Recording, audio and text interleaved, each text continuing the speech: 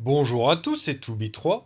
Bienvenue sur cette toute nouvelle vidéo, petite vidéo GDC comme on les aime. Donc vidéo très intéressante parce qu'on a fait 25 victoires consécutives en GDC. Et ça bien évidemment ça fait extrêmement plaisir. Sur le journal, sur les 50 dernières GDC, on a seulement 5 GDC perdus. Donc ça fait 10% des GDC perdus et 90% des GDC qui sont soit win, soit draw, donc égalité ou gagné. Et donc du coup on est parti, je vais vous montrer les 15 premières attaques, donc ça va couvrir toutes les attaques du TH17 jusqu'au TH16, donc du coup plus d'attaques que d'habitude pour changer. Et là on est parti avec une attaque très intéressante de la part de King of Lords. Hop, et en même temps il a raison hein, en fait. Quand vous voyez des tours uniques de rage ou des tours uniques d'invie, généralement c'est qu'il y a une bonne plus-value boule de feu. Il a mis la méduse colérique, j'aurais probablement pas fait ce choix. Ah, et puis grosse erreur de la part de l'adversaire. Il y a une énorme plus-value catapulte par le nord, donc du coup ça King of Lord il le voit tout de suite en tant que joueur expérimenté et il va en tirer profit bien évidemment. Et donc du coup là le Warden, ça y est, la méduse colérique est finie. Et donc du coup là le Warden est sur la gauche. Et on va très probablement mettre toutes nos autres troupes sur la droite. Très bien joué le sort d'invie. C'est mieux de mettre un sort d'invie qu'un sort de rage tout simplement parce que sinon les troupes du CDC auraient tapé le Warden qui aurait pas fini le canon des enfers. Et ça aurait été dommageable pour la suite de l'attaque. Donc d'accord, on met Roi Reine plutôt au nord. Bah, de toute façon, que ce soit à droite ou au nord, les troupes ne devraient pas rejoindre le... Ah si, le grand gardien rejoint, mais en même temps, il reste plus grand chose sur la base. Donc on sacrifie le grand gardien tout simplement parce qu'il a fait assez de taf et on est mieux à focaliser nos sorts sur nos 3 héros restants. Et là, c'est quand même une attaque qui passe très très large. On n'a pas eu besoin de la capacité championne. Il y a encore 3 héros full vie et un sort de rage du CDC qui est encore non utilisé. Donc vraiment une attaque qui démarre sur les chapeaux de roue de la part de King of Lords. Et ça fait très plaisir. Une autre chose qui fait très plaisir, c'est Jonx qui part en attaque. Et là, comme vous pouvez le voir, Jonx qui est numéro 10 contre le numéro 2. Donc c'est une attaque TH16 contre TH17. Et ça va aboutir sur un perf, donc très grosse prestation de la part de Jonx. Je m'en souviens très bien de cette fin de GDC, tout simplement parce que le numéro 2, c'était... comment dire, c'était le dernier village qui nous manquait pour avoir le perf map. A noter que, ok, ça fait 25 GDC gagnés d'affilée, mais c'est aussi le 12e perf map d'affilée, donc une très grosse performance de la part du clan. Je me souviens aussi de cette base tout simplement parce que je l'ai attaqué, je l'ai fail sans la reine, c'était un peu chaud. Puis les runiques de rage c'était un peu compliqué, j'aurais dû partir sur... je suis parti en arrière, j'aurais dû partir sur la stratégie avec Racine Valky, mais avec une boule de feu en P1. Donc là ça s'avance très bien, capacité Warden bien utilisée parce qu'il y a les défenses qui tiraient dessus, qui faisaient mal, ainsi que l'HDV.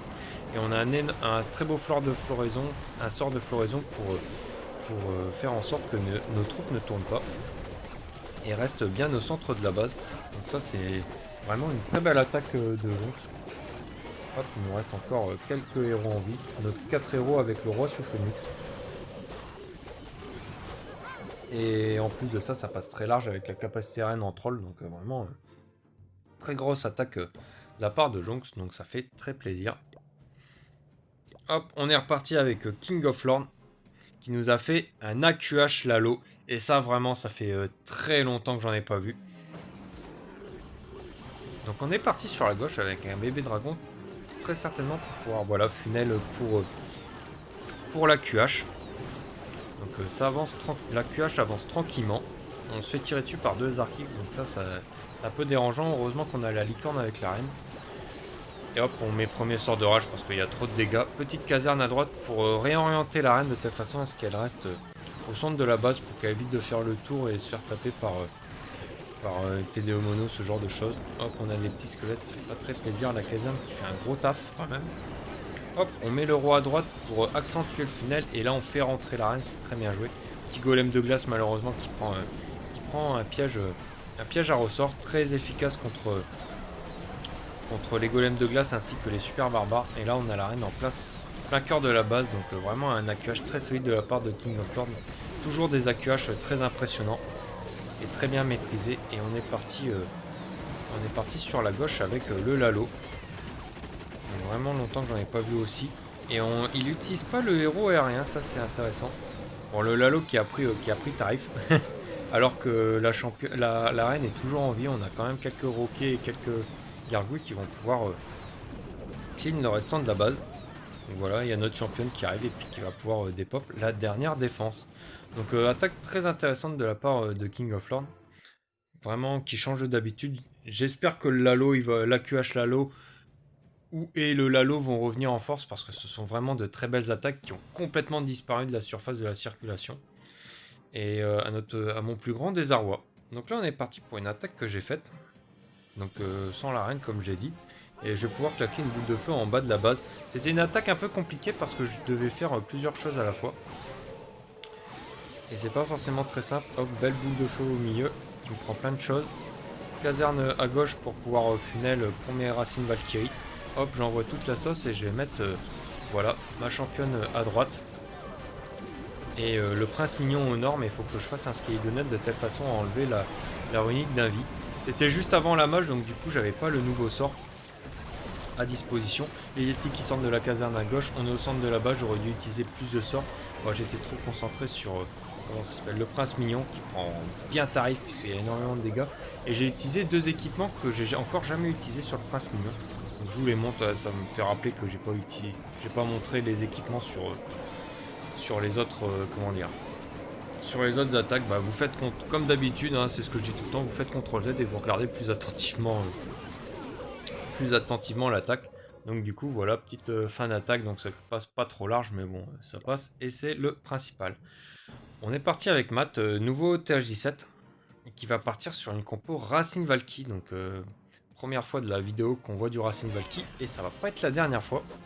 Donc on est parti avec une championne au nord, il aurait pu ajouter comment dire,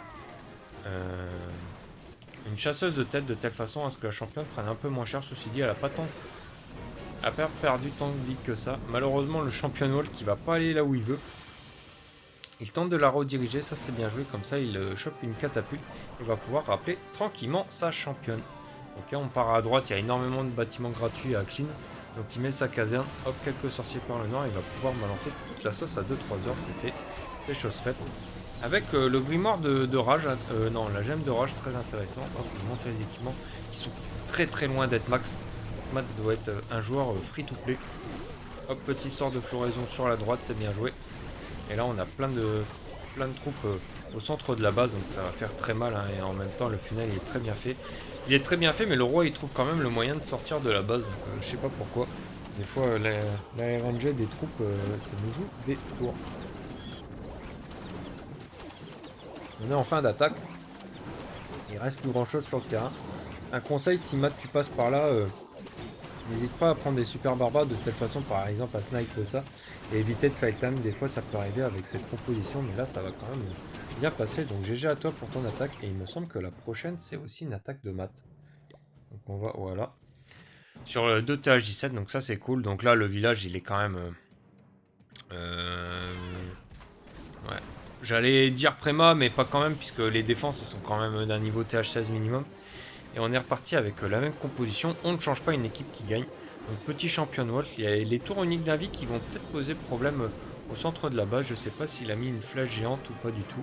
Non, il a gardé exactement les mêmes équipements. Hop, on commence à s'approcher. Voilà. Magnifique, il a attendu de déclencher la runique d'un vie de telle façon à pouvoir rappeler sa championne. Ça c'est très bien joué, comme ça elle va pas nous déranger pour la suite de l'attaque. Hop, on met la caserne. Ça aurait été bien de rajouter des sapeurs ou éventuellement des super sapeurs. Sort de floraison, c'est très bien ici. Ça fait le taf. On a sorti CDC, donc on a pu le gérer à l'extérieur du village, ça c'est cool. Capacité gardien, parce qu'on est au centre de la base, il y a énormément de dégâts, il y a l'AGV, il y a la gigabombe, et il y a toutes les défenses environnantes. Et puis là, bah, c'est carrément, c'est vraiment un carnage cette attaque. On n'a même pas utilisé le sort de poison qui risque d'être troll. Et donc du coup, c'est une attaque qui passe très très large. Donc bien joué à Matt pour ces deux attaques réussies en GDC qui nous fait bien évidemment le six-pack. Ça fait très plaisir. Hop. On passe sur les attaques TH16 avec Omega. Ah ça c'est des villages que je déteste où il y a un milliard de décoration, ça fait mal à la tête. Franchement, il faut vraiment que Supercell fasse quelque chose par rapport à ça. C'est vraiment insupportable et ce qui me fait peur, c'est que la match de juin elle vient de sortir et il n'y a absolument rien à ce sujet, donc c'est vraiment horrible. On devrait avoir l'option de pouvoir enlever les décorations adverses parce que c'est horrible. C'est horrible, il n'y a pas d'autre mot. C'est vraiment une méta extrêmement cancer. Une méta qui est très utilisée dans les hautes sphères de la LDC, donc en champion 1, champion 2 et voire même en champion 3. C'est vraiment très désagréable. Donc on est parti avec un champion walk. On est parti avec du Racine Valky.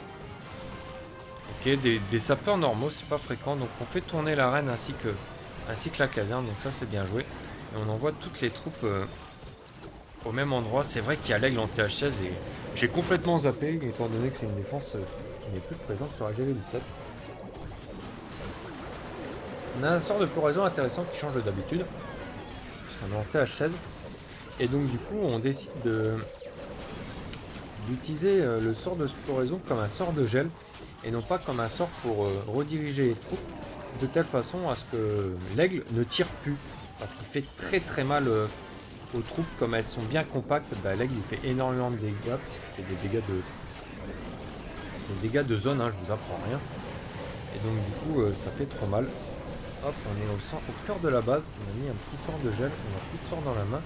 La reine et les Valkyries qui font un bon taf sur le nord et puis on a encore des racines, le PK, une reine clonée et le gardien, mais du coup ça va passer tranquillement. Quelques héros à gérer sur la droite, mais ça va le faire tranquillement, donc un faire qui passe très très bien de la part de Omega. Pareil, même conseil que Matt, garder plus de troupes de clean que ça, peut-être même un sorcier, donc enlever peut-être une Valkyrie et rajouter un sorcier et deux archères pour éviter les fight time.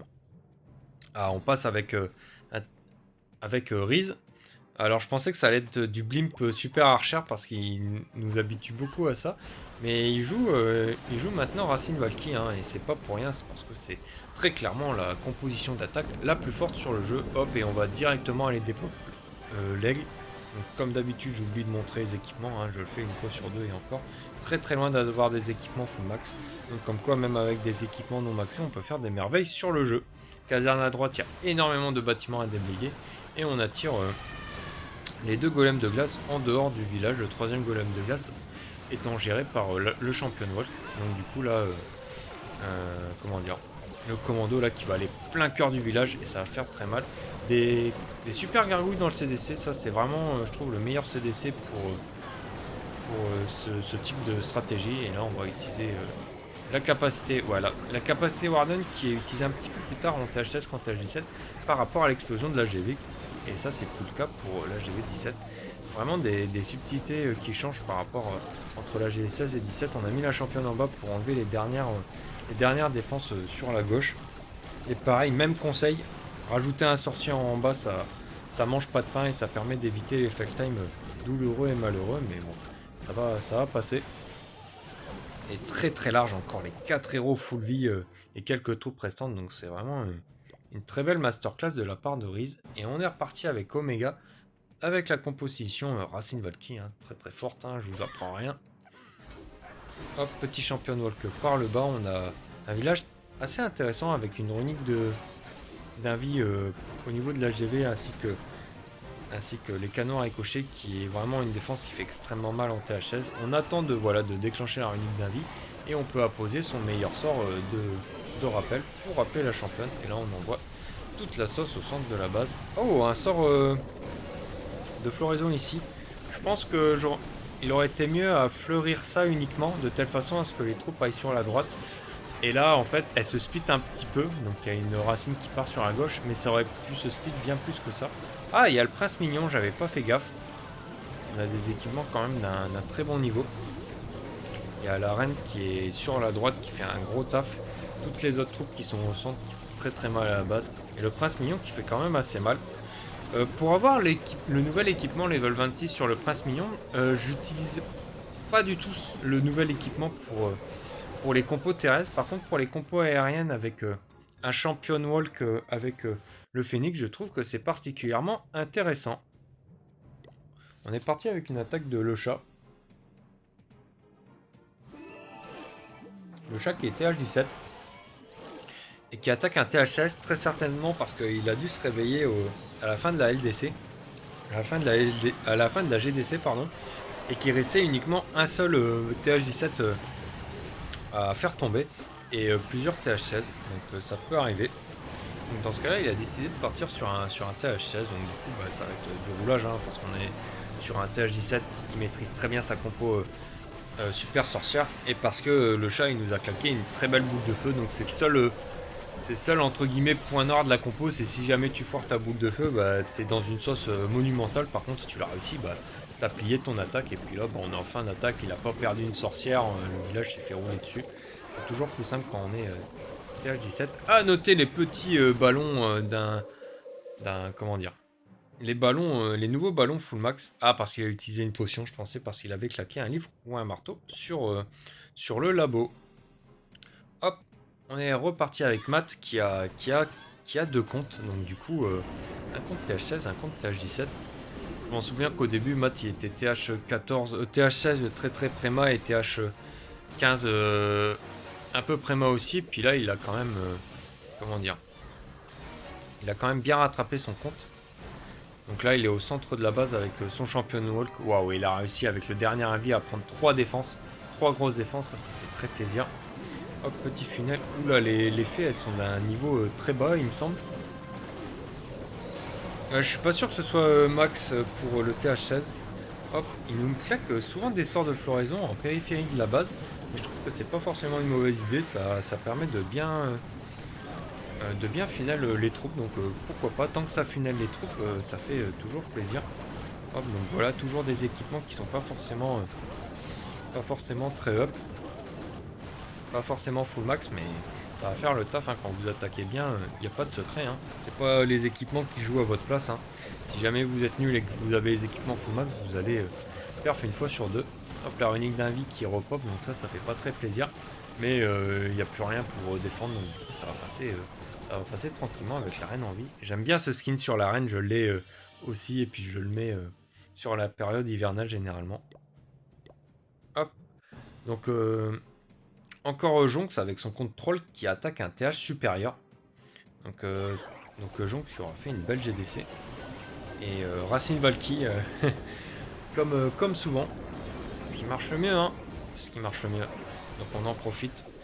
Dommage que sur la mise à jour de juin, il n'y a pas eu de nerf concernant le Racine Valky. Je trouve que c'est vraiment une compo qui est beaucoup trop forte. Et aussi si jamais vous regardez de l'e-sport, je trouve ça un peu barbant dans le sens où bah, vous voyez uniquement cette compo quoi. Vous voyez vraiment rien d'autre. Ça c'est un petit peu dommage. Quand je regardais des attaques e-sport il y a 2-3 ans de ça, c'était vraiment très très diversifié. Donc du coup là, sort de floraison pour rediriger les troupes et donc du coup il l'a mis assez tôt de telle façon à ce que les troupes, quand elles sont au centre de la base, bah, le LGV il puisse être de nouveau attaquable et donc du coup bah, on tombe et il reste plus rien sur la base. On a perdu notre championne au nord avec le monolithe, donc c'est un petit peu dommageable. Mais on a encore plein de troupes en vie, puis ça fait très plaisir. Donc ça va encore passer très largement, alors qu'on est sur une attaque TH15 vs TH... on est sur une attaque TH... Ouais, 15 vs TH16. Et donc du coup, c'est toujours très appréciable. Rebelote, encore une attaque TH15 vs TH16. Et là, on est parti sur une compo un petit peu particulière, parce qu'il n'y a pas de champion walk. On est parti avec des racines, des Valkyries. Et puis, entre guillemets, c'est tout. On a des sorts de squelettes pour distraire, 2 sorts de squelettes pour distraire la défense au milieu. Et ça, c'est une bonne idée. Une autre bonne idée aurait été d'utiliser une flèche géante sur l'HGV de telle façon à pouvoir tomber les runiques d'un vie. Hop. Donc ouais, il y a la vente tâche. C'est vrai que Jonx il l'avait amélioré sur tous ses comptes. C'est vraiment pas le meilleur des équipements. Bien que j'ai vu une seule compo en TH16, en TH17 avec cet équipement, la vente tâche avec le bracelet serpentin. Et ils font tourner le roi et ils utilisent des sortes de résurrection avec la championne aussi qui accompagne le roi. Une compo assez particulière. Mais très intéressante comme compo. Donc on est parti avec Riz, donc Racine Valky. Je vais lui demander pourquoi il a arrêté de jouer la compo Limp super archer, mais très certainement parce que tout simplement cette compo elle est grotesque. Puis il me semble qu'il avait attaqué un village qui ressemblait à peu de choses près à ça, où il avait pris l'aigle dès le début, où il avait enlevé un golem de glace. Donc du coup, bah là, très gros début d'attaque de la part de Riz qui prend beaucoup de défense très compromettante, ainsi que le CDC en entier. Ouais, c'était le même village. Donc du coup, on va mettre en x4. Et là, on est reparti. Il a fait vraiment la même attaque. Il s'est pas embêté en même temps. Si en face, ils ont exactement les mêmes villages, bah, c'est la même sentence, hein, tout simplement. Et il remet sa championne à gauche comme il l'avait fait. Donc du coup, c'est une attaque qui va passer extrêmement large. On a encore un sort de rage qu'on appose uniquement maintenant. Et puis on a encore... comme sa dernière attaque, il a encore 4 héros full vie. Et cette fois-ci, il a pris un sorcier de telle façon à pouvoir enlever les derniers bâtiments en bas. Et ça, c'est très bien joué. Dernière attaque de la vidéo. Dernier TH16 encore debout. Et on est reparti avec une attaque TH15 sur TH16. Donc vraiment nos TH15 qui sont vraiment très très forts. Et cette compo, on l'a vu il n'y a pas si longtemps que ça. Donc on balance toute la sauce avec nos 2 sorts de squelette. Et on va cette fois-ci utiliser sort de floraison sur l'aigle parce qu'on attaque à l'opposé de lui. Et pour éviter qu'il mette beaucoup trop de coups parce que ça fait trop mal. Sort de gel sur la runique d'un vie, ça c'est très bien joué parce qu'il y avait beaucoup de défenses très embêtantes aux environs de cette runique. Et puis là, bah, ça passe quand même très très bien. On a encore l'HDV qui est au milieu, mais toutes les troupes vont tourner autour et vont finir par l'HDV, donc ça passe plutôt bien. Peut-être le seul inconvénient de ce type de stratégie, c'est qu'il n'y a pas de réel funnel avec un champion walk, et donc du coup les troupes sont plus sujets à tourner. Mais bon, il y a l'arène qui rentre, et donc du coup on va pouvoir claquer une capacité et pouvoir finir à la base. Il attend bien le dernier moment pour mettre son miroir de telle façon à ce que les troupes puissent finir en l'HDV. Et puis là, bon, bah, il reste plus que le roi et on finit l'HDV. Une belle attaque TH15 pour TH16 pour clôturer cette vidéo. Donc bah, c'est tout pour cette vidéo. Si jamais elle t'a plu, n'hésite pas à commenter, à partager, à liker, etc. À mettre la cloche et tout le bazar. Et quant à moi, je vous retrouve très très bientôt pour une prochaine vidéo sur le jeu. D'ici là, portez-vous bien. Allez, salut!